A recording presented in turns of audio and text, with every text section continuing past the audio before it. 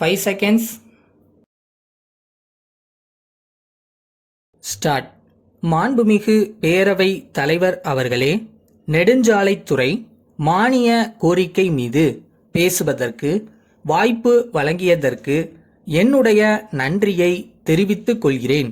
மாநிலத்தின் பொருளாதார முன்னேற்றம் மற்றும் மக்களின் வாழ்க்கை தரத்தை உயர்த்துவதில் சாலை வசதிகள் முக்கிய பங்கு வகிக்கிறது என்றால் அது மிகையாகாது.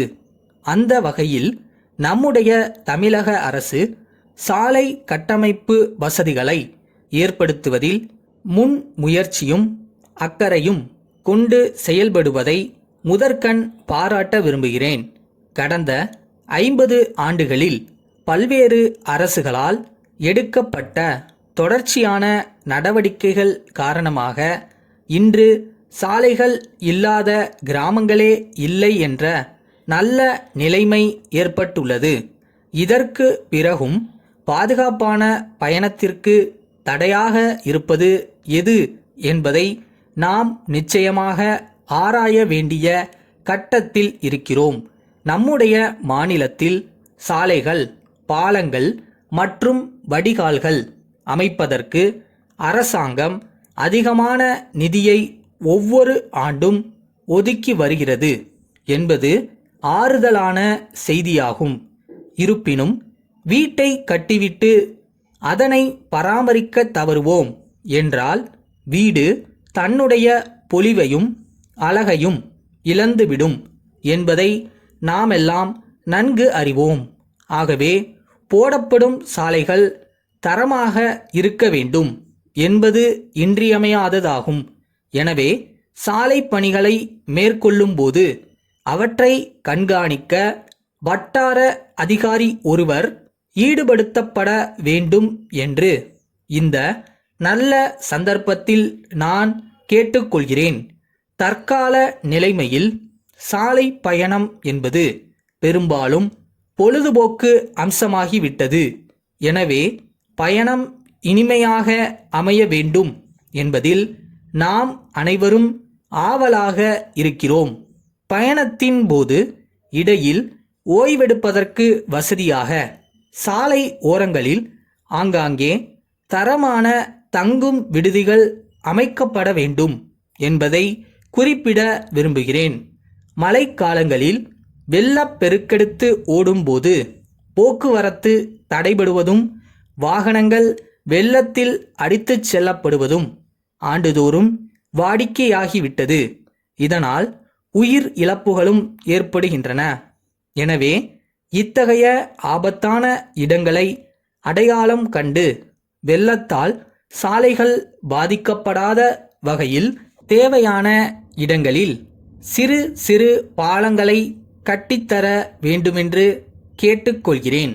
நகர்ப்புற சாலைகளில் 2 சக்கர வாகனங்களை ஓட்டுபவர்களுக்கும் பாதசாரிகள் நடப்பதற்கும் தனியாக பாதைகள் அமைக்கப்பட்டுள்ளதை நாமெல்லாம் அறிவோம்.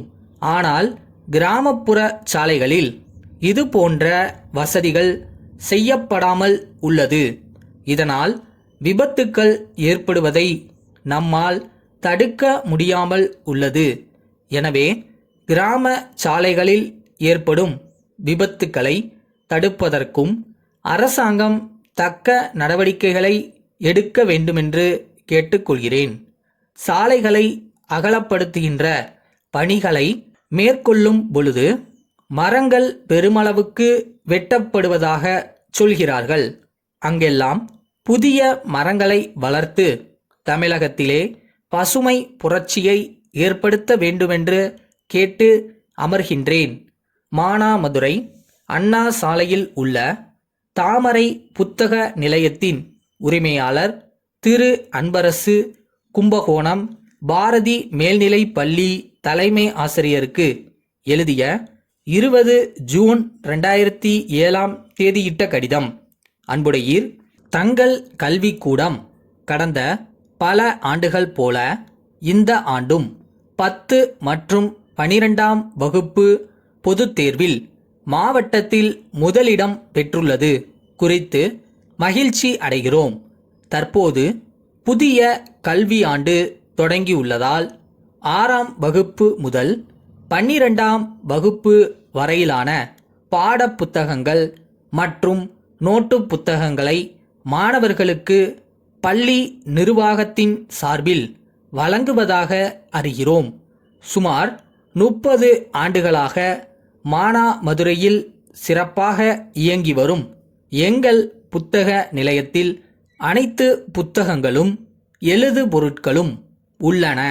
நாங்கள் பள்ளிகளுக்கு அளிக்கும் 10% தள்ளுபடிக்கு மேலாக தங்கள் பாரம்பரியமிக்க பள்ளிக்கென 5% கூடுதலாக தள்ளுபடி அளிக்க தயாராக இருக்கிறோம் என்பதை தெரிவிப்பதில் மகிழ்ச்சி அடைகிறோம். தங்கள் ஆணை கிடைத்த 10 நாட்களுக்குள் அனைத்து பொருட்களையும் வழங்கிட உறுதி அளிக்கின்றோம். தங்கள் உண்மையுள்ள